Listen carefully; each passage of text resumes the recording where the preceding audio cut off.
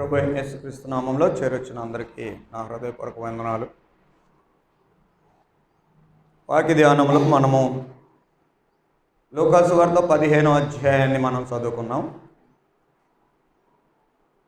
మరలా ఈ 15వ అధ్యాయాన్ని ఎంత వివరించాల్సినటువంటి అవసరం మనకు లేదు, ఎందుకంటే చాలా సుపరిచితమైన భాగం.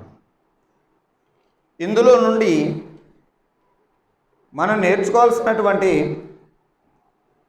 ప్రాముఖ్యమైన సంగతి ఈరోజు మీతో మాట్లాడాలని అనుకుంటున్నాను. దానికి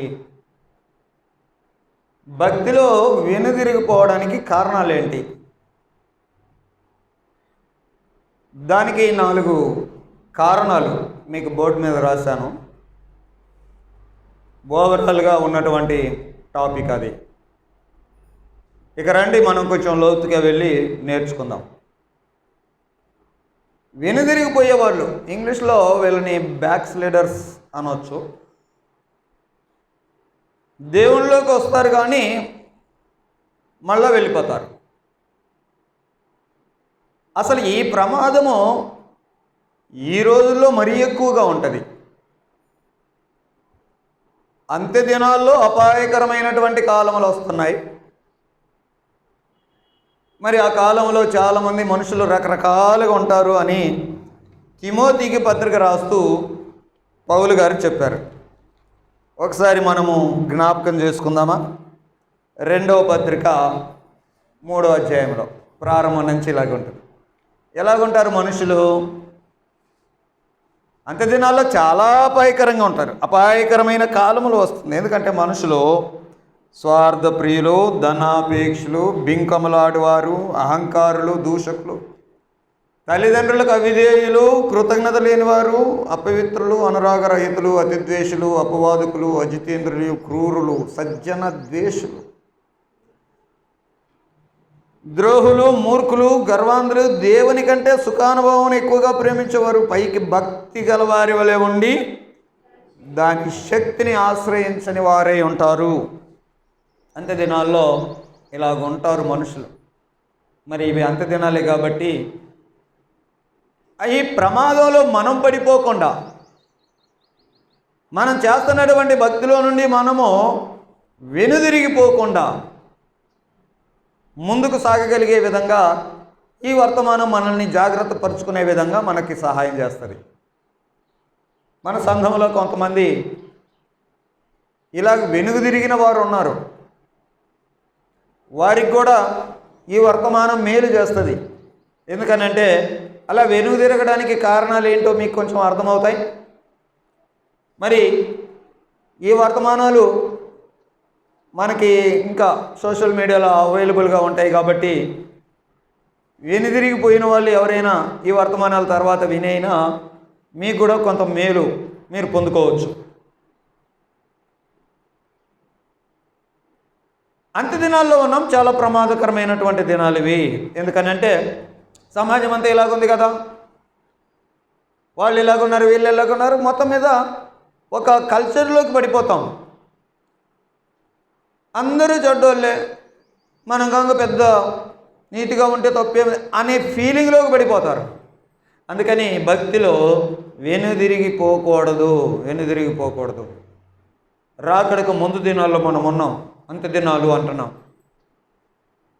యేసుప్రభు వారు రాకడకు ముందు దినాలు ఎలాగుంటాయి అని అన్నాడంటే, అనేకుల ప్రేమ చల్లారిపోద్ది. ఆ ప్రేమ దేవుణ్ణి ప్రేమించే ప్రేమ చల్లారిపోద్ది.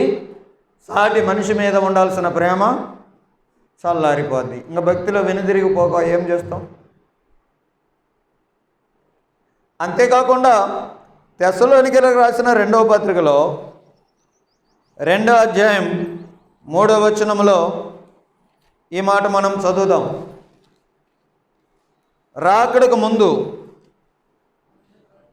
మొదట భ్రష్టత్వం సంభవించి నాశనపాత్రులకు పాప పురుషుడు బయలుపరచబడితేనే కానీ ఆ దినం రాదు.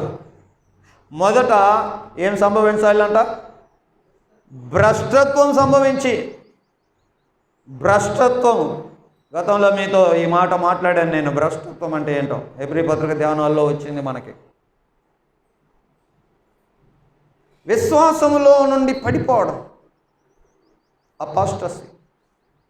అలాగిన భ్రష్టత్వంలో పడిపోయినాడు. అలాంటి భ్రష్టత్వం పడిపోద్ది, భ్రష్టత్వం సంభవిస్తుంది. ఆ తర్వాతే రాకడికి సంబంధించినటువంటి క్రియలన్నీ జరుగుతాయి. ఓకే, కాబట్టి ప్రభువారు ఆయన రాబోతున్నాడు. ఆయన రాకడికి ముందు రోజులు ఎలాగుంటాయో చేస్తూ ఉన్నాం. స్థానిక సంఘంలో ఒకరి ఎడల ఒకరు ప్రేమ ఎలాగుంటుందో చూస్తున్నాం. అసలు ఓవరాల్గా ఈ భ్రష్టత్వం సంభవిస్తుంది. మరి దాంట్లో నువ్వు పడిపోతావేమో. అందుకోసం ఈరోజు మనం నేర్చుకునేటువంటి ఈ లెసన్ మనకు చాలా ఉపయోగపడుతుంది. యేసుక్రీస్తు నందు విశ్వాసం ఉంచిన వారిగా మనం ముందుకే వెళ్ళాలి. పౌలు గారు అన్నట్టుగా వెనకున్నవి మరిచి ముందుకే, గురి యొద్దకే వెళ్ళాలి అనేటువంటి, అలా ముందుకు వెళ్ళాలి కానీ వెనక్కి వెళ్ళేవారిగా ఉండకూడదు. పౌలుతో పాటు ఉన్నటువంటి దేమ అనే వ్యక్తి గురించి పౌలు గారు చెప్పారు. దేమ ఇహలోహమును స్నేహించి నన్ను విడిచిపెట్టి వెళ్ళాడు. వెళ్ళిపోతుంటారు. మరి నువ్వు వెళ్ళిపోతావా? భక్తిలో నువ్వు వెనుదిరుగుతావా? నువ్వు బ్యాక్ స్లైడర్ అయిపోతావా? దేవుడు ఇచ్చినటువంటి రక్షణను పోగొట్టుకుంటావా? దానికి కారణాలు 4 ఉన్నాయి. ఆ 4 విషయాల్లో యేసుప్రభు చెప్పిన ఈ 3 ఉపమానాల్లో నుంచి ఆ 4 సంగతులు మనం పికప్ చేద్దాం. మొదటి ఉపమానం ఏం చెప్పాడు అని అంటే, మొదటి ఉపమానం దేని గురించి? తప్పిపోయిన గొర్రె. స్టోరీ మీకు అవసరం లేదు, ఎందుకంటే మీకు తెలుసు కాబట్టి దాని వివరణ మేము ఇవ్వను. అయితే అక్కడ నీకు గొర్రెలు ఉన్నాయి. ఆ గొర్రెల్లో నుంచి ఒక గొర్రె తప్పిపోయింది. 100 గొర్రెలు ఉన్నాయి. 100 గొర్రెలలో ఈ గొర్రె లేదు, సపరేట్ అయిపోయింది. ఇప్పుడు మీకేమర్థమవుతుంది? మొదటి పాయింట్, సంఘంలో సహవాసంలో ఉండకుండా వేరైపోయి సహవాసాన్ని కోల్పోతే ఇలాగనే తప్పిపోయేటువంటి ప్రమాదం ఉంది. భక్తిలో వెనుదిరిగిపోయేటువంటి ప్రమాదం ఉంది. ఇక్కడ ఈ గొర్రె సంగతి కొంచెం మనం మనసు పెట్టి కొంచెం ఆలోచన చేస్తే, ఇప్పుడు చూడండి, ఈ సహవాసం లేదు. ఇది ఎందుకు ఇలాగైపోయింది? ఆ గొర్రె అన్నిట్లో ఉండకుండా సపరేట్గా ఎందుకు పోయింది? అన్నిట్లో ఎందుకు లేదు? సాధారణంగా గొర్రెలు అన్నీ ఒకటిగా ఉంటాయి కదా, రోడ్డు మీద చూస్తూ ఉంటారు. మరి ఇది ఎందుకు సపరేట్ అయిపోయింది? తన సెల్ఫ్ కాన్ఫిడెన్స్ తనది.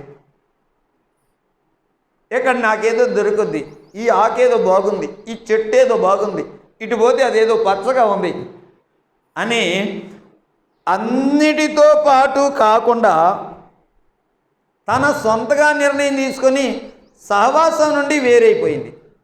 అందుకనే తప్పిపోయింది. ప్రేమైన దేవుని పిల్లలారా, భక్తిలో వెనుదిరిగిపోవడానికి కారణాల్లో ఒక కారణము సహవాసాన్ని కోల్పోయి నాకేం పర్లేదు, నేను చూసుకోగలను, నేను చేసుకోగలను, భక్తి నేను కాపాడుకోగలను అని మిగతా వాటి మీద మనసు పెట్టి కనుక వెళ్తే ఈ గొర్రె మాదిరి భక్తిలో వెనుదిరిగిపోవడమే.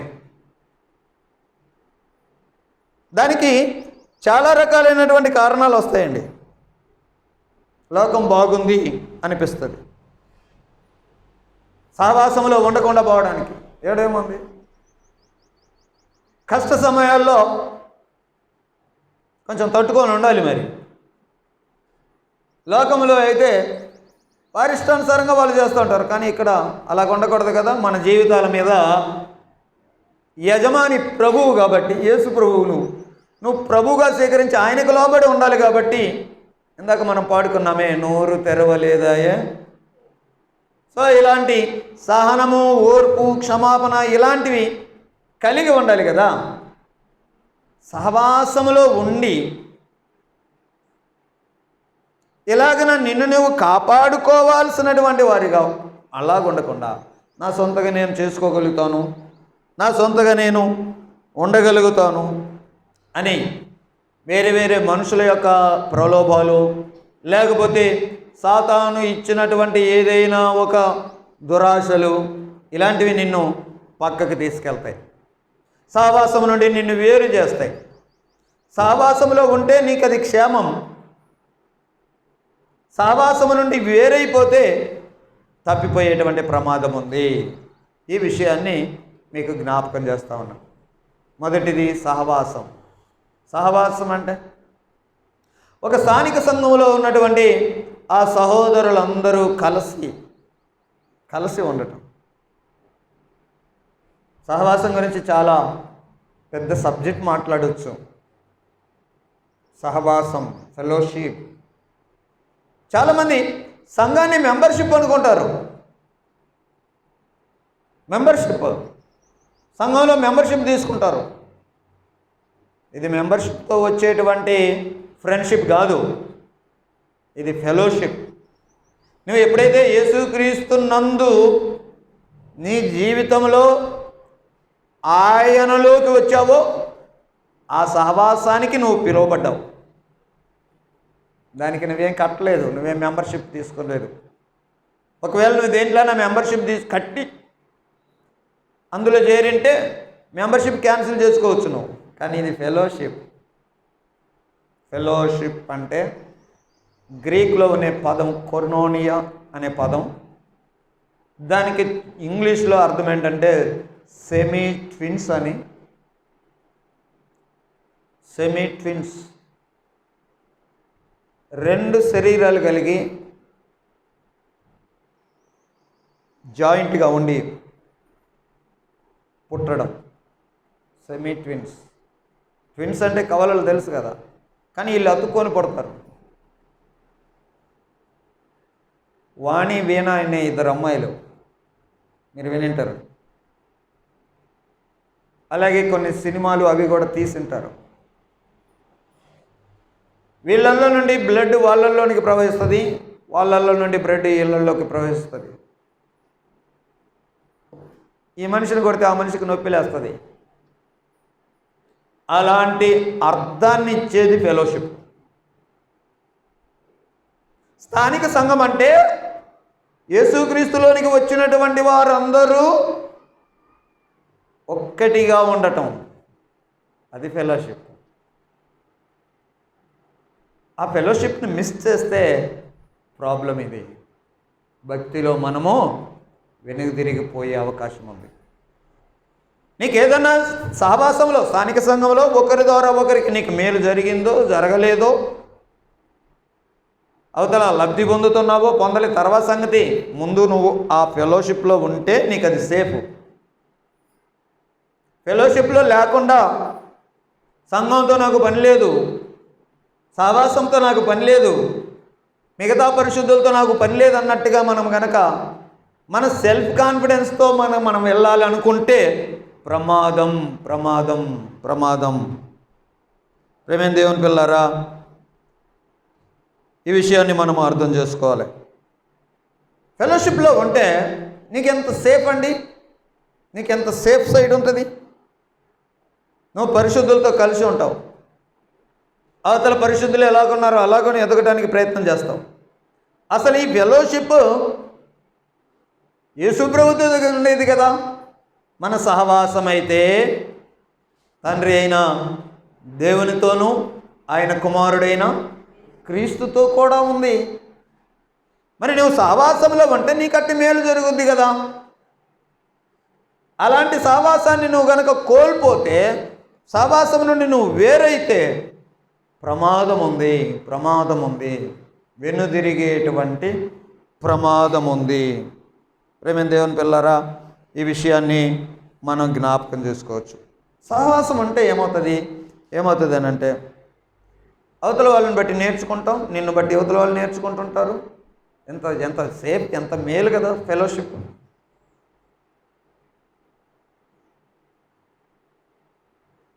ఇప్పుడు రెండవ ప్రాబ్లం చూద్దాం.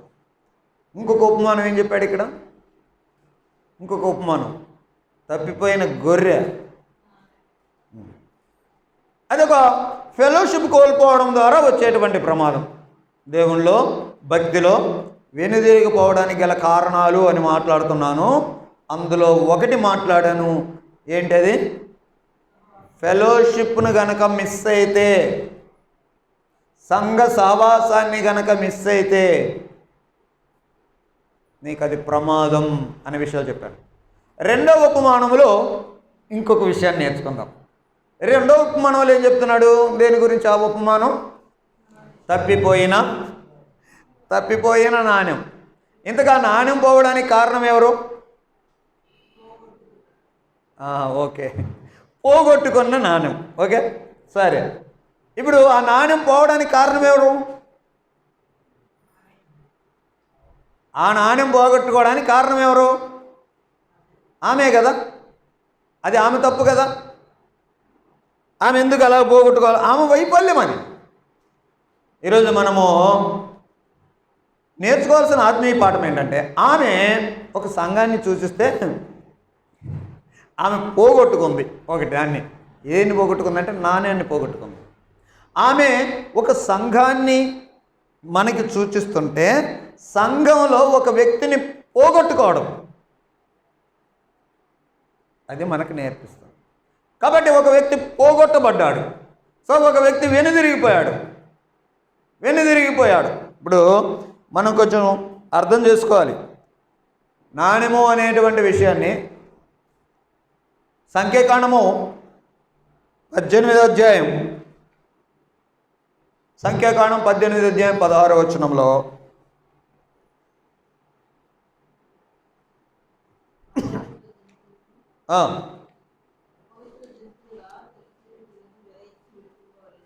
ఓకే,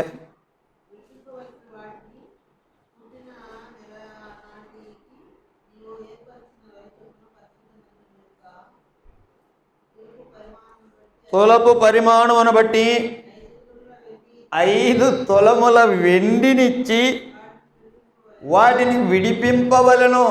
వెండి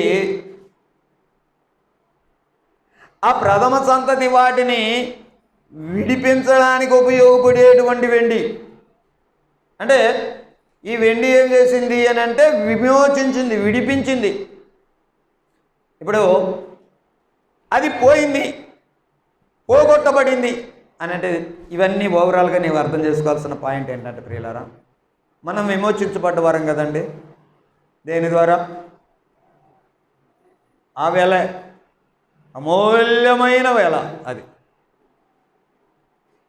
వేళ కట్టలేనటువంటి ఖరీదు అక్కడ చెల్లించి ప్రభువారు మనల్ని విమోచించాడు. అది ఆయన రక్తం. విమోచించబడిన వారిగా మనము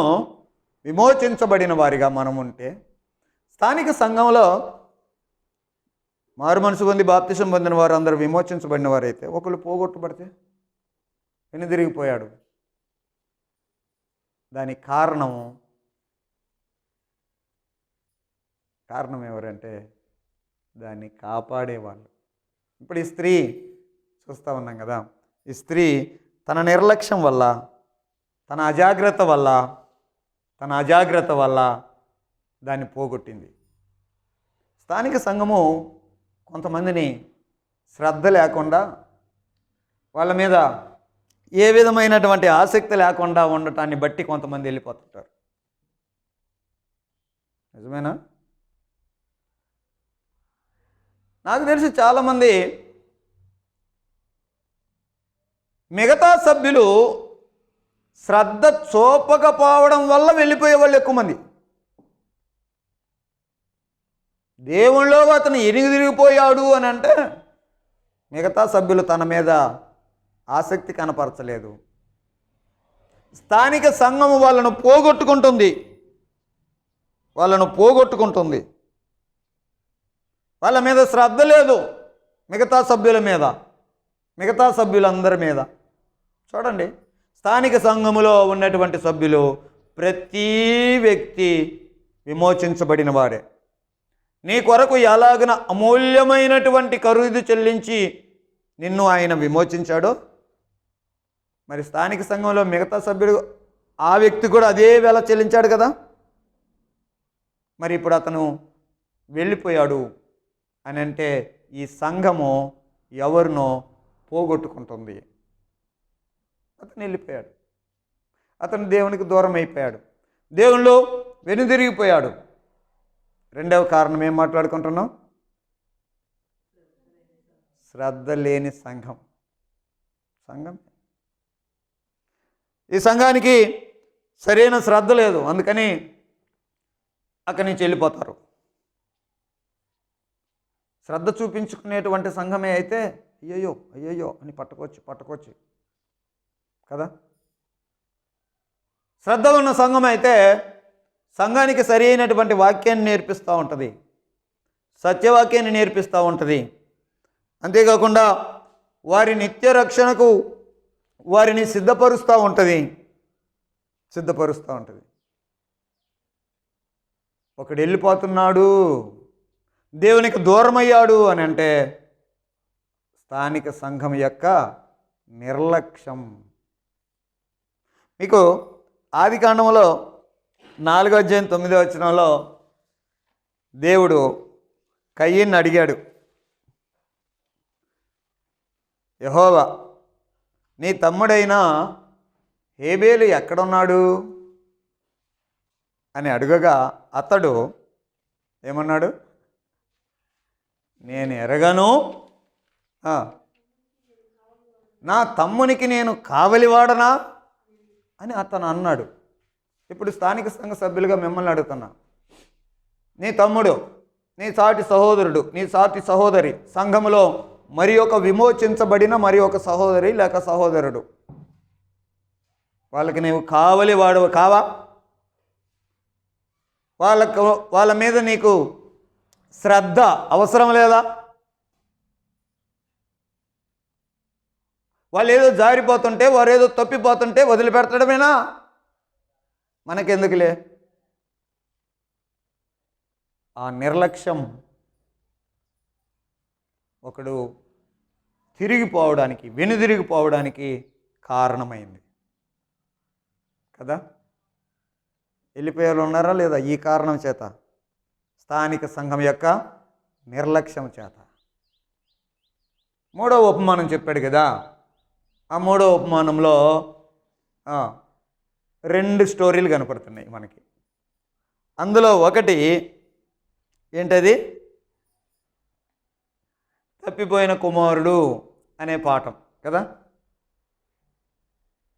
అంటే తప్పిపోయాడా వాడు? తప్పిపోయాడా తెలిసేపోయాడా అంటనా? కాబట్టి దీనికి మనం ఏం పేరు పెట్టుకోవచ్చు అంటే తిరుగుబాటు అని పెట్టుకోవచ్చు.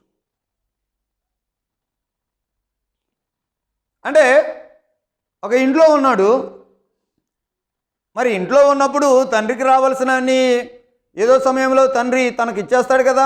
ఇస్తాడా ఇవ్వడా? స్వాస్థ్యం అంతా వస్తుంది కదా. అప్పటిదాకా దేవుడు ఇచ్చేటువంటి సమయం దాకా ఇతను ఓపిక పట్టలే. నాదేదో ముందే నేను చేసుకోవాలనుకున్నాడు, పోయి నా డబ్బులు నాకు ఇయ్యి అన్నాడు. దీన్ని ఏమనొచ్చు అని అంటే దీన్ని తిరుగుబాటు అనొచ్చు.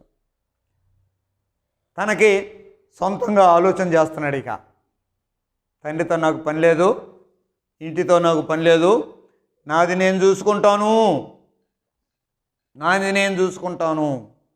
అనేటువంటి సొంత ఆలోచనలు. అంతేకాకుండా డబ్బు చేతిలో ఉంటే ఏమైనా చేసుకోవచ్చు, ఆనందంగా ఉండొచ్చు అనే ఆ డబ్బు మీద ప్రేమ, ఇవన్నీ తండ్రి ఇచ్చేదాకా ఆగకుండా నాది నాకి అని తిరుగుబాటు చేసే విధంగా తనని తీసుకెళ్ళాయి కదా. సో ఇల్లు వదిలిపెట్టాడు. దేవుని దగ్గర నుండి, సహోదరుల దగ్గర నుండి స్థానిక సంఘ సభ్యుడిగా నీవు ఏమేమి పొందుకోవాలో, ఏమేమి దీవెన ఆశీర్వాదం పొందాలో అవన్నీ నీకు తగిన సమయంలో దేవుడు నీకు ఇస్తాడు. మీకు అర్థమవుతుందా? రక్షించబడి స్థానిక సంఘ సభ్యుడిగాను ఉన్నప్పుడు నీకు కావలసిన స్థాయి, నీకు కావలసినటువంటి పరిచర్య, నీకు కావలసిన దీవెన, నీకు కావలసిన ఆశీర్వాదము ఆయన తగిన సమయం నీకు ఇస్తాడు. ఇవ్వడా? అయితే తిరుగుబాటు చేస్తారు. నాకు కావాల ముందే. ఇలాంటి వాళ్ళు వెనుదిరిగిపోయేటువంటి అవకాశం. ప్రేమ దేవుని పిల్లారా, ఒక మాట చెప్తాను. తండ్రికి లోబడి ఉండాలి అనేటువంటి అవగాహన తను ఆలోచన చేయలేదు. స్థానిక సంఘంలో ఉన్న అధికారుల్ని, పెద్దల్ని, స్థానిక సంఘం మీద ఉన్నటువంటి అధికారాన్ని ఇతను ఓడ్చుకోవట్లా, ఒప్పుకోవట్లా. నా ఇండివిడ్యువాలిటీ కావాలా, నాది నేను చూసుకుంటా, నా పని నేను చేస్తా, మీ పెత్తనం నా మీద వద్దు, స్థానిక సంఘం యొక్క పెద్దల అధికారం నాకు వద్దు అని ఎవరైతే ఉంటాయో వాళ్ళు ఇతనిలాగా వెనుదిరిగిపోయేటువంటి ప్రమాదంలో పడిపోతారు. ఈ మధ్యకాలంలో నాకు తెలిసినటువంటి మా స్నేహితుని సంఘంలో కొంతమంది యవనస్తులు వేరైపోయారు.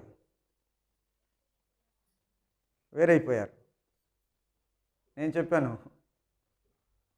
మీరు వేరైపోయి వేరే సంఘం పెట్టుకున్నావు రైటే, ఆ సంఘానికి ఎవరు పెద్దగా ఉంటారు? మీకు ఏదైనా ప్రాబ్లమ్స్, మీరు ఏదైనా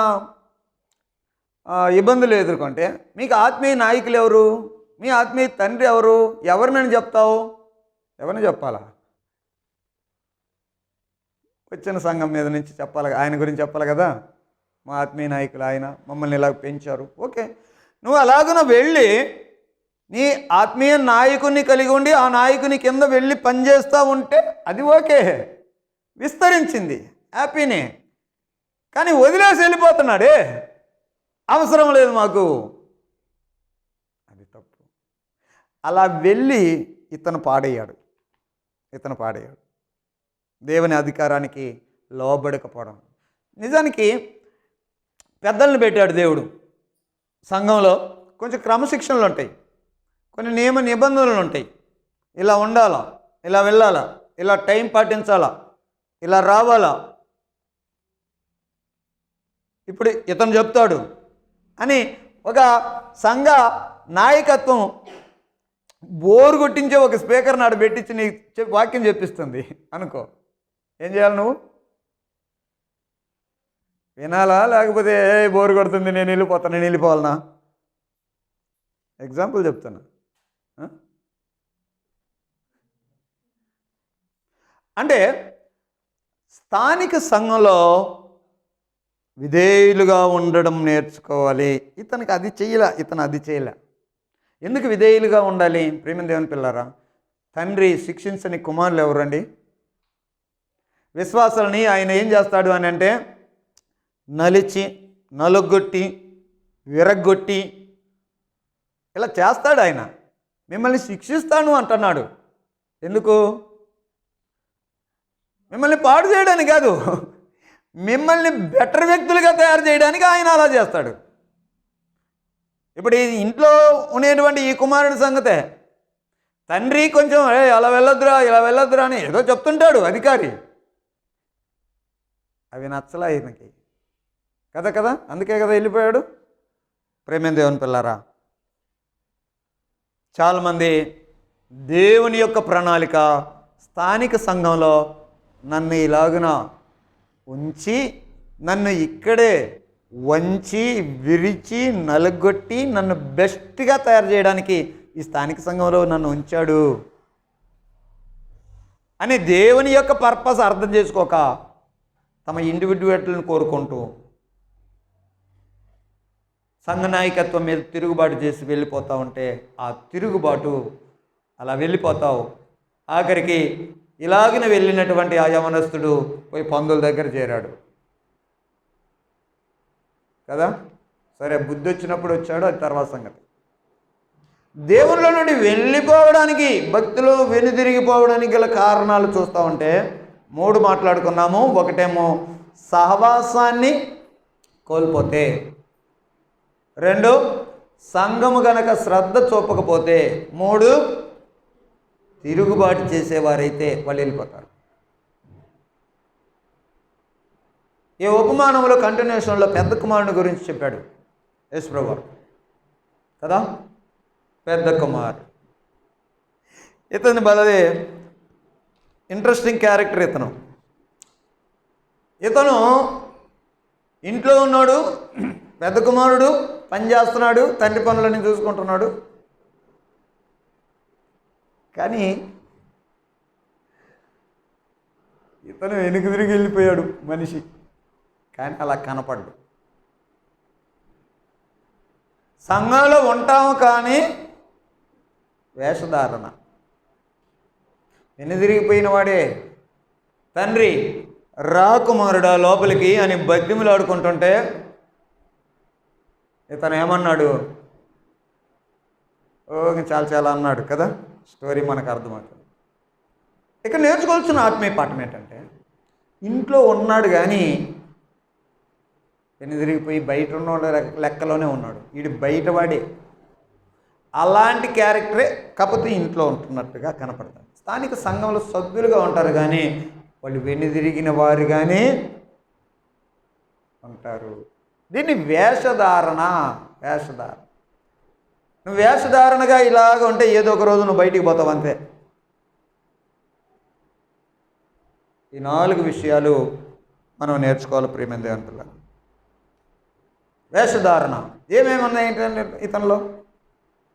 నేను అన్నీ చేశాను కదా, నేను కరెక్ట్గా చేస్తున్నా కదా, నేను మంచి సర్వీస్ చేస్తున్నా కదా, నేను బాగా పాట పాడుతున్నా కదా, నేను అది చేస్తున్నా కదా, ఇది చేస్తున్నా కదా. గర్వం, తానే మంచి పనులు చేస్తున్నాను అనేటువంటి తన స్వనీతి. ఈ స్వనీతి, ఈ గర్వము, ఇతరుల కంటే హెచ్చించుకునేటువంటి ఆ స్వభావము దేవుని లక్షణం కాదు. అది ఏదో ఒక రోజు ఇవి కలిగి ఉంటే బయటికి పోతాం, భక్తిలో వెనుదిరిగిపోతాం, బ్యాక్స్లైడ్ అయిపోతాం. అలాంటి వేషధారణ వద్దు.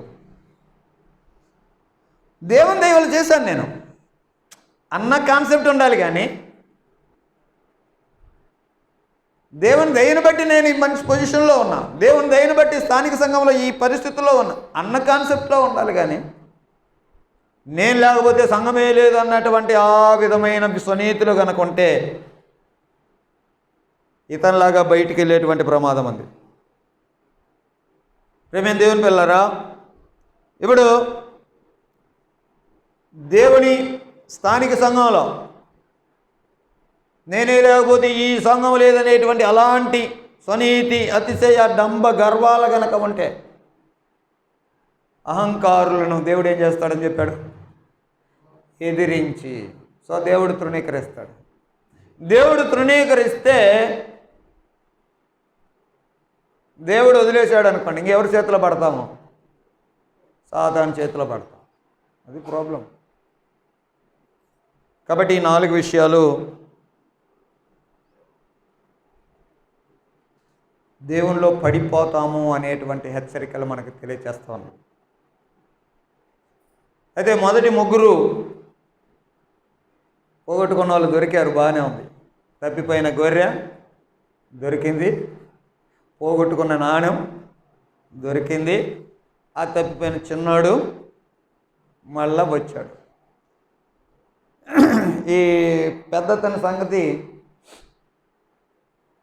ఏమైందో మరి అంతవరకు చెప్పలేదు ప్రభు కదా. బయటికి వెళ్ళాడా ఉన్నాడా అనే విషయాన్ని ప్రభువారు చెప్పలేదు.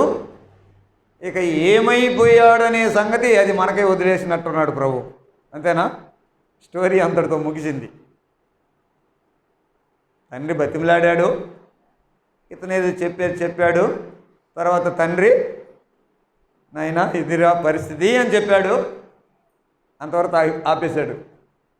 తర్వాత ఏం జరిగింది? అది మన మీద ఉంది, మనం ఆలోచన చేయాల. సరే, తప్పిపోవడానికి కారణాలు దేవుళ్ళు వెనుదిరిగిపోవడానికి గల కారణాలు 4 చెప్పాం కదా. అపాయకరమైన దినాలు ఇవి. అందరికీ ప్రాబ్లమ్స్ ఉంటాయి. ఈ ప్రమాదాలు, ఈ కారణాలు నీకు నాకు అందరికీ కావచ్చు. 4 విషయాలు చూసాం. సావాసం కోల్పోయేటువంటి అవకాశం ఉంటుంది. ఉంటుందా ఉండదా? రావచ్చు ఆటికి వచ్చినట్టుగా. సంఘం శ్రద్ధ చూపించకుండా ఉండేటువంటి అవకాశం రావచ్చు, పడిపోవచ్చు. తిరుగుబాటు చేసేటువంటి అవకాశం రావచ్చు. ఏమి నాకేం తక్కువ, నేను చూసుకుంటా అనేటువంటి అవకాశం రావచ్చు. వేషధారణగా ఉండేటువంటి అవకాశం రావచ్చు. వచ్చిందని అంటే బ్యాక్ స్లైడ్ అయిపోతాము, భక్తిలో దేవునికి వెనుదిరిగిపోతాము, పడిపోతాము, విశ్వాసాన్ని పోగొట్టుకుంటాము, భ్రష్టత్వం మనలో చేరుద్ది, ఆఖరికి మన గతి పాడైపోయిన స్థితిలోకి వెళ్ళుద్ది. గుడ్ న్యూస్ చెప్తా. ఇప్పుడు ఇలాంటి ప్రమాదం వచ్చినా సరే మరి ఏం జరిగింది, వాటిని ఎలా స్వీకరించుకోవాలి, స్థానిక సంఘాన్ని ఎలాగైనా మనం సరి చేసుకోవాలి, ఇక్కడే మన సొల్యూషన్స్ కూడా మనం నేర్చుకున్నాం. పరిష్కారాలు ఏంటి? ప్రేమ దేవుని పిల్లరా, మరి ఏం చేయాలి? తప్పిపోయినటువంటి ఆ గొర్రె సంగతి కాపరి ఏం చేశాడు? దొరికేదాకా తిరిగాడు అని చెప్పింది. కాపరి దొరికేదాకా తిరిగాడు. 99 మంది వాటిని వదిలిపెట్టి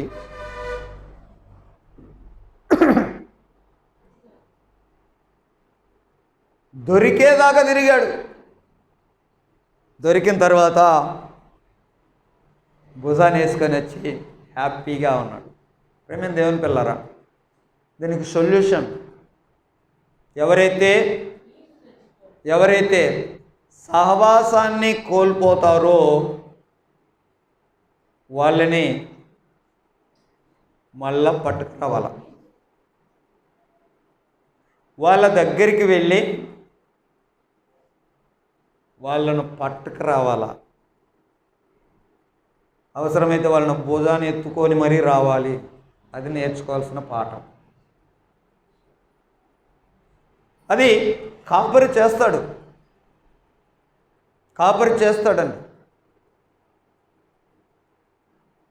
సహవాసం చేస్తుంది. ఎలాగా?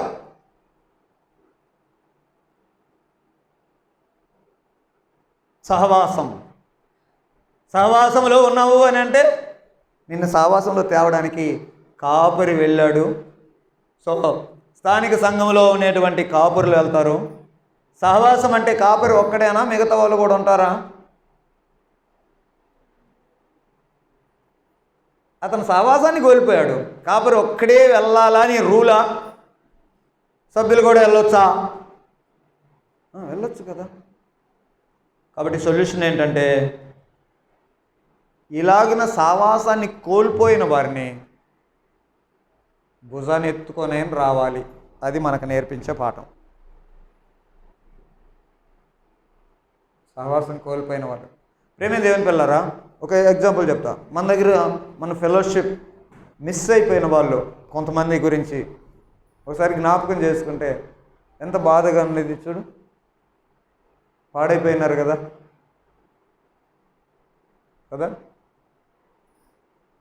పట్టుకురావాలండి. దొరికేదాకా వెతికాడు. దానికి సొల్యూషన్ అది. సహవాసం కోల్పోతే దానికి పరిష్కారం ఏంటంటే వాళ్ళని పట్టుకురావాలి అనే విషయాలు మనం చూస్తాం. ఇప్పుడు రెండవ కారణానికి పరిష్కారం ఏంటో చూద్దాం. రెండవ కారణం ఏంటి? స్థానిక సంఘం శ్రద్ధ లేకుండా ఉంటే ఒకడు పోయాడు. మరి దాన్ని ఎలా పరిష్కరించుకోవాలి?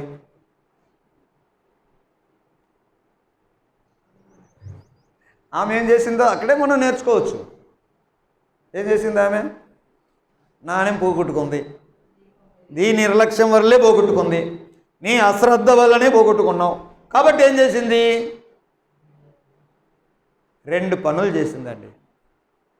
ఆ 2 పనులు ఏంటంటే దీపం వెలిగించింది, ఇల్లు మొత్తం ఊడ్చింది. ఈ 2 నీకేం చెప్తున్నాయి తెలుసా? ఎవరైనా స్థానిక సంఘం యొక్క శ్రద్ధ చూపకపోవడం వల్ల, స్థానిక సంఘము సరైనటువంటి కేర్ తీసుకోకపోవడం వల్ల ఎవరైనా మిస్ అయితే వాళ్ళని తెచ్చుకోవడానికి పరిష్కార మార్గం ఏంటంటే స్థానిక సంఘం ముందు వెలిగించబడాల.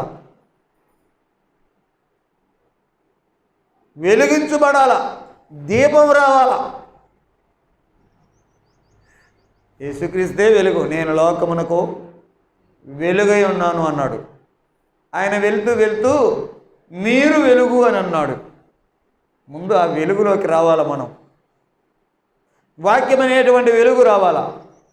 సరిగా సత్యవాక్యాన్ని విభజించుకుంటూ సరైనటువంటి వెలుగులో ఉండాలా. చేయాల్సిన పనులు.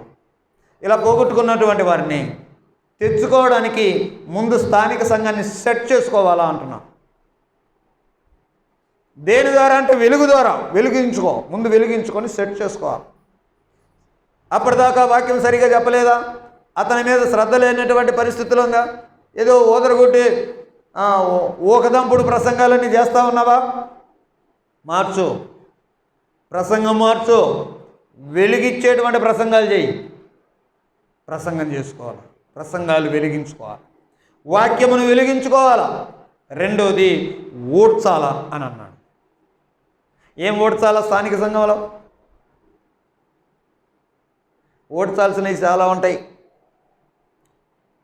మనం మాట్లాడుకుంటే మనసుకే పోద్ది అన్నట్టుగా ఉంటాయి ఓడ్చాల్సినవి కదా. మనం పాటించే చాలా అన్య ఆచారాలు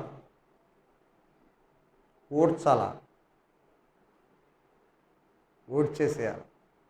మనుష్యుల పారంపర్యాచారాలు, స్థానిక సంఘాల్లో ఉన్నటువంటి స్థానిక సంఘ సభ్యుల్లో ఉన్నటువంటి పాపాన్ని, ఆచారాలని ఓడ్చాలి అన్నమాట. మార్చోడు, మొత్తం ఓడ్చాలి. ఓడిస్తే క్లీన్ అవుద్ది సంఘం. వాక్యంతో వెలిగించుకుంటే ఉన్నటువంటి చెత్త అంతా ఊడ్చేస్తే ఇప్పుడు స్థానిక సంఘంలో ఏముంటుంది? క్వాలిటీ ఉంటుంది. బాబు, స్థానిక సంఘం ఎలాగైనా శ్రద్ధ చూపెడుతున్నామయ్యా. ఇంతకుముందులాగా లేవు. ఇప్పుడు చాలా కేర్ఫుల్గా ఉంటున్నాం. మన యొక్క ఈ చేంజ్ చూసి వెళ్ళిపోయినటువంటి, నా మీద శ్రద్ధ లేదు అని వెళ్ళిపోయిన వాడు మన శ్రద్ధను చూసి మళ్ళీ తిరిగి వస్తాడు. తెచ్చుకోవచ్చు, దొరుకుతాడు. ఈ ఉపమానంలో నేర్చుకునేటువంటి పాఠం అది కదా. మూడో కారణం ఏంటి? తిరుగుబాటుదారు కదా. మరి వాడిని ఎలా తెచ్చుకున్నాడు? తిరుగుబాటు చేసి వెళ్ళిపోయాడు ఒకడు. ఎలా వచ్చాడు తిరిగి? ఇక్కడ నేర్చుకోవాల్సిన పాఠం ఏంటంటే, కొంతమంది తిరుగుబాటు చేసి వెళ్ళిపోతారు సంఘంలో నుంచి. వాళ్ళని ఎలా తెచ్చుకోవాలి అంటే, ఆ ఉపమానంలో తండ్రి పోయిన వాని కోసం వెళ్ళి ఎతకలా. పోయాడని తెలుసు, ఇచ్చేసాడు.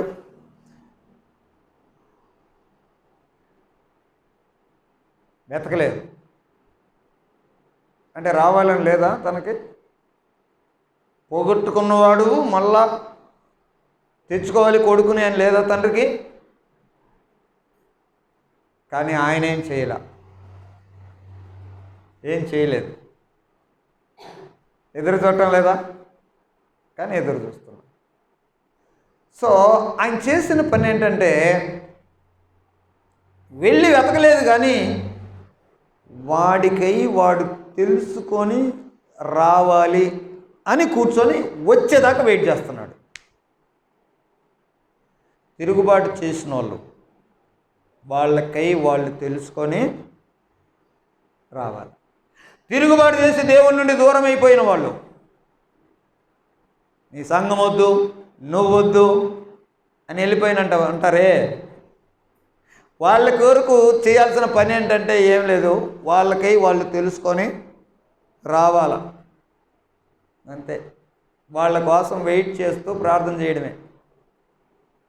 ఎందుకనంటే అతను పోగొట్టుకుంటే పోయినవాడు కాదు, లేదా పోయినవాడు కాదు, తిరుగుబాటు చేసి వెళ్ళాడు కదా. నువ్వు వద్దు, నీ వాక్యం వద్దు, నీ సావాసం వద్దు, నీ సంఘం వద్దు అన్నట్టు అట్లా వెళ్ళినాడు కదా. సరే, వెళ్ళిన వాళ్ళు ఏం చేస్తారని అంటే, వెళ్ళిన వాడి పరిస్థితి ఏమవుతుంది అని అంటే ఆడికి అయిందే అవుతుంది. వెళ్ళినాడు ఎవరు బాగుపడతాడు? స్థానిక సంఘాన్ని వదిలిపెట్టి వెళ్ళిపోయిన వాళ్ళు ఎవరు బాగుపడతారండి? ఖచ్చితంగా పాడైపోతారు కదా.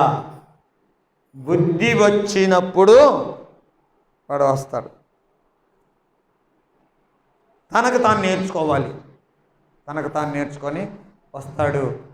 అతనికి తనను తాను నేర్చుకునే విధంగా మనం అతని కొరకు ప్రార్థన చేస్తాం. ఒకవేళ వెళ్ళి మనం పిలుచుకొచ్చుకోమనుకోండి, తిరుగుబాటు చేసిన వాడిని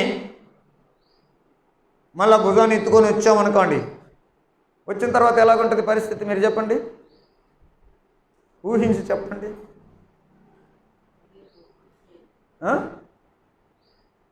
తిరుగుబాటు చేసిన వాడిని, తప్పిపోయిన గొర్రెను భుజాన్ని ఎత్తుకొని వచ్చాం కదా, అలాగిన తిరుగుబాటు చేసి వెళ్ళిన వాడిని మళ్ళీ తెచ్చుకొని భుజాన్ని మీద తెచ్చుకున్నాం అనుకో, ఎలాగ ఉంటుంది పరిస్థితి? మారుతాడా? ఇంకా ఎక్కువైతుంది ప్రాబ్లం కదా. సో వాళ్ళ గురించి మనం ప్రార్థన చేయాలి. పరిష్కారాలు ఏంటి అనే విషయాలు మనం చూస్తున్నాం. అయితే ఒకటి, ఎవరైతే తమ యొక్క తప్పులు తెలుసుకొని తమ కనుక తిరిగి వచ్చారో అలాంటి వారిని ఇక ఏ విషయంలో ఆక్షేపణలు చేయకుండా హ్యాపీగా ఆహ్వానించాలి. ఆ రోజు అట్టన్నవే, ఈరోజు ఇట్టన్నవే, అదేంటివే ఇదేంటివే, ఇలాంటి మాటలే మాట్లాడకూడదు. ఎందుకంటే ఆ స్టోరీలో మనకు అర్థమైన సమాచారం అది. తండ్రి ఏమనలా, తను ఏమనలేదు. చాలామంది అండి స్థానిక సంఘాల్లో ఏం చేస్తారని అంటే, ఎవరైనా ఇలాగ మరలా వచ్చారనుకోండి, ఆ రోజు ఇట్టన్నాడు, ఈరోజు ఇట్టన్నాడని ఏదో మాటలు మాట్లాడుతుంటారు. చాలా తప్పు. అలా మాట్లాడితే అది మరలా ప్రమాదానికి దారితీస్తుంది. హ్యాపీగా సంతోషంగా అతన్ని స్వీకరించే విధంగా మనము ముందుకు సాగాలి. ఓకే, అలాగనే తిరుగుబాటు చేసిన వాళ్ళు వెంటనే వస్తారు అనేటువంటి ఎక్స్పెక్టేషన్ ఏం అవసరం అలా కదా. ఎందుకనంటే తనకు ఈ పాఠాలు నేర్చుకోవాలిగా. ఎంత నష్టపోయాను, ఈ పాఠాలన్నీ రావడానికి, అతనికి కాస్త బుద్ధి రావడానికి టైం పట్టిద్దిగా. సో తిరుగుబాటు చేసిన వాళ్ళు వెంటనే వస్తారనే ఎక్స్పెక్టేషన్ కూడా అవసరం లేదు. సరే, లాస్ట్ విషయానికి వస్తే వేషధారుల సంగతి ఎట్లా, మరి ఎలా డీల్ చేయాలా? వేషధారణతో ఉండి దేవునికి వెనుదిరిగిపోయేటువంటి ప్రమాదంలో ఉన్న వారి పరిస్థితి, పరిష్కారం ఏంటి? ఇక్కడ మనం అదే ఇందాక మాట్లాడుతూ వచ్చాను నేను. యేసు ప్రభువు ఈ ఉపమానాన్ని చెప్పి తండ్రి బతిలాడాడు, అతనేదో చెప్పాల్సినవి చెప్పాడు, తండ్రి కూడా చెప్పాల్సినవి చెప్పాడు. అరే బాబు, ఈ నీ తమ్ముడు చచ్చిపోయి బతికాడు, తప్పిపోయి దొరికాడు అని చెప్పాడు. ఇంకా ఏమైందనేది మనకు తెలియదు. అయితే అక్కడ రెండు అవకాశాలు ఉన్నాయి. ఒకటి, తండ్రి పిలిచాడు కదా అని తలెత్తుకొని ధైర్యంగా లోపలికి రావచ్చు. అది ఒక అవకాశం ఉంది. వచ్చింటే వచ్చింటాడు, లేకపోతే లేదు కదా. తర్వాత తండ్రి విన్నపం వదిలేసి మీరే చేసుకోపో, నాకు నువ్వు వద్దు, నీ వీళ్ళు వద్దని వీళ్ళు ఉత్సవం చేసుకుంటుంటే ఆడు పోయి చీకట్లో వెళ్ళిండొచ్చు. ఈ రెండు జరిగి ఉండొచ్చు కదా. ఏదైనా తన ఎన్నుకున్నటువంటి మార్గంలో తను వెళ్తాడు. వేషధారి పరిస్థితి ఏంటంటే, ఇలాంటి వాక్య హెచ్చరికలు వింటూ ఉంటావు, వాక్యం వింటూ ఉంటావు, నువ్వు ఎన్నుకున్న మార్గంలోనే వెళ్తావు. అది గుర్తుపెట్టుకో. ఎవరైనా స్థానిక సంఘంలో వేషధారులుగా ఉంటే అది నిన్ను బయటికి పంపించే ప్రమాదం ఉంది. ఇక్కడే ఉంటుంటావు కాబట్టి వాక్య సందేశాలు వింటుంటావు, వాక్య హెచ్చరికలు వింటుంటావు. నువ్వు ఎన్నుకునే మార్గాన్ని బట్టి ఉంటుంది అనేది గుర్తుపెట్టుకోవాలి.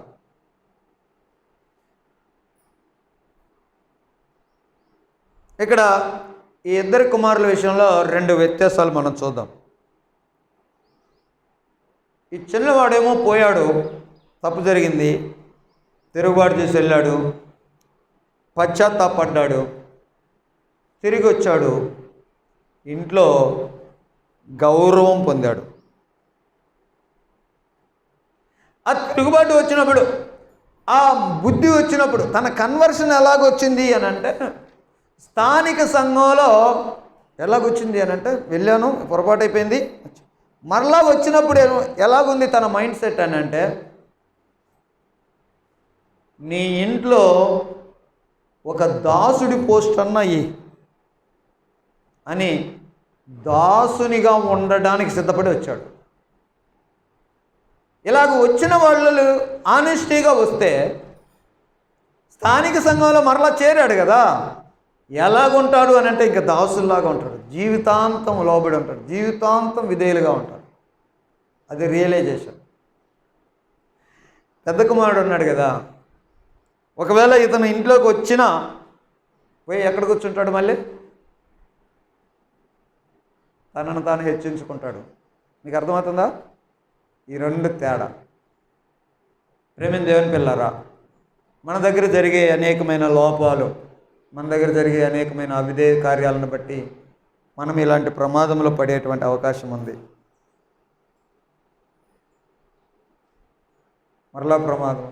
కన్వర్షన్, రియల్ కన్వర్షన్ రావాలా. ఆ కన్విక్షన్ ఆనెస్టీగా ఉండాలా.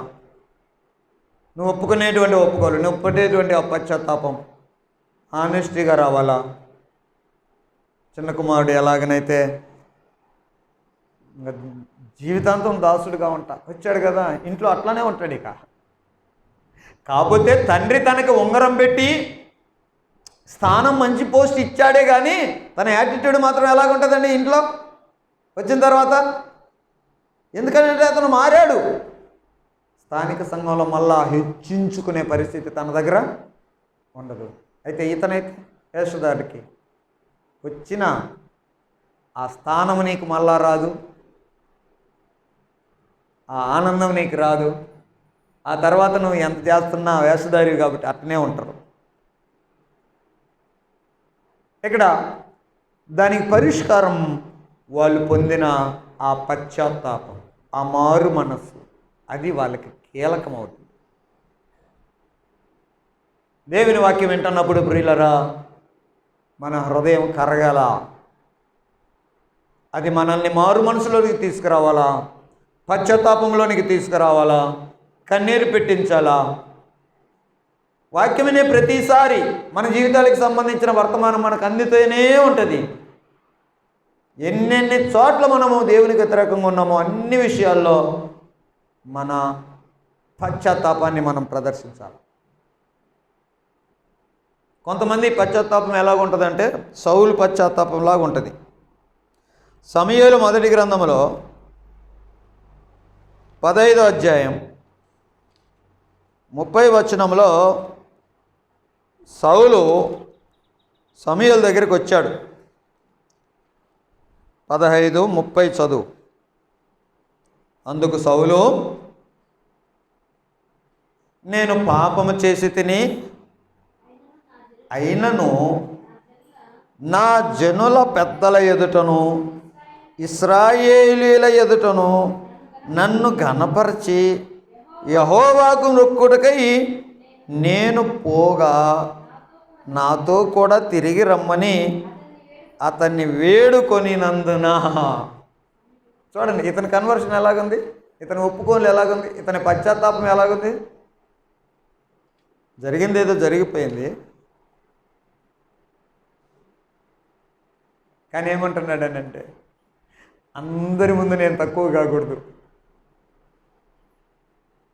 అందరి ముందు నేను తక్కువ కాకూడదు, ప్రజలందరూ ఎదుట నేను నా స్థానం నాకే ఉండాల. ఇది చిన్న కుమారుడి క్యారెక్టర్ కాదు. ఎవరి క్యారెక్టర్ అండి? పెద్ద కుమారుడి క్యారెక్టర్. మీకు అర్థమవుతుందా? సో మన మారు మనసు ఆనెస్టీ మారు మనసులోకి రావాలి. మనం కార్చి కన్నీరు ఆనెస్టీ కన్నీరు అయింటే, మనం పడే పశ్చాత్తాపం యథార్థమైన పశ్చాత్తాపం అయింటే, ఇది మిగతా ఘనతలు కోరుకోవు. కొంతమంది ఇలాగనే పాపాలు ఒప్పుకుంటుంటారు, కానీ తగ్గించుకోరు. సౌలు లాంటి పశ్చాత్తాపం అది. మీకు దావీదు గురించి తెలుసు కదా, దావీదు పెద్ద తప్పు చేశాడు. దావీదు చాలా పెద్ద తప్పు చేశాడు. ఈయన రాజే, ఆయన రాజే. ఈయనేమో ఆ తప్పుని సీక్రెట్గా పెట్టాలనుకుంటున్నాడు సౌలు. దావీదైతే డైరెక్ట్గా 51వ కీర్తనే పబ్లిక్గా రాశాడు.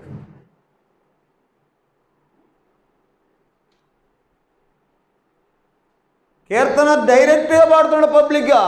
అయ్యా నన్ను కడుగు, నా హృదయం శుద్ధ హృదయం దయచేయి, హిస్సోపుతో కడుగు, నేను నీ ఎదుట పాపం చేస్తుని. అలాంటి పశ్చాత్తాపం, అలాంటి పశ్చాత్తాపం. వేషధారులకు ఇలాంటి పశ్చాత్తాపం ఉంటుందండి? ఉంటుందా? ఇందాక చెప్తేనే సౌలు లాంటి ఒప్పుకున్నాడు, కానీ అది ఆనెస్టీగా. కాబట్టి వేషధారణలో ఉండేటువంటి మన పరిస్థితి పరిష్కారం ఏంటంటే హానెస్టీ,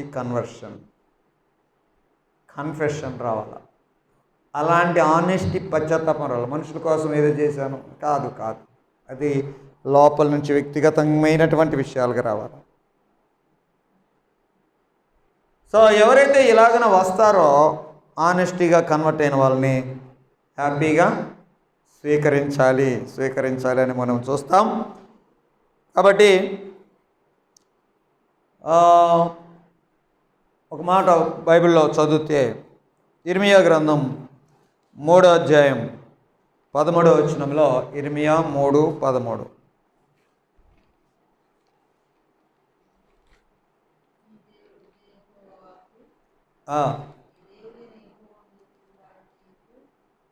మీ దేవుడైన యెహోవా మీద తిరుగుబాటు చేయుచు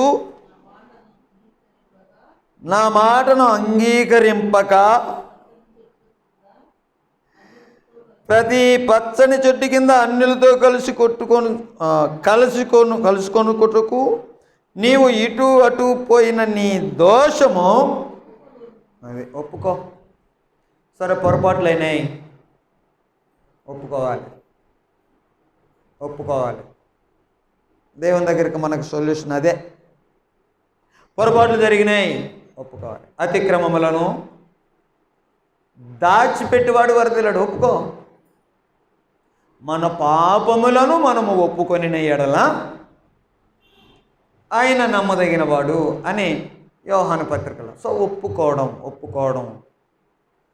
ప్రేమైన దేవుని పిల్లరా, దేవుని దగ్గర మనం ముందుకు సాగటానికి, దేవుని దగ్గర ముందు వర్ధిల్లడానికి అవసరమైనటువంటి సంగతులు మనం నేర్చుకున్నాం. ఇప్పుడు ఇంతకుముందు ఏం నేర్చుకున్నామో, మొదటి భాగంలో దేవుని దగ్గర నుంచి వెళ్ళిపోయడానికి గల కారణాలు నేర్చుకున్నాం. ఇప్పుడు దేవుని దగ్గర వర్ధిల్లడానికి అవసరమైనటువంటి సంగతులు నేర్చుకున్నాం. ఆ చొప్పున ఒప్పుకుంటూ మనం ముందుకు సాగుదాం. ప్రార్థన చేసుకుందాం.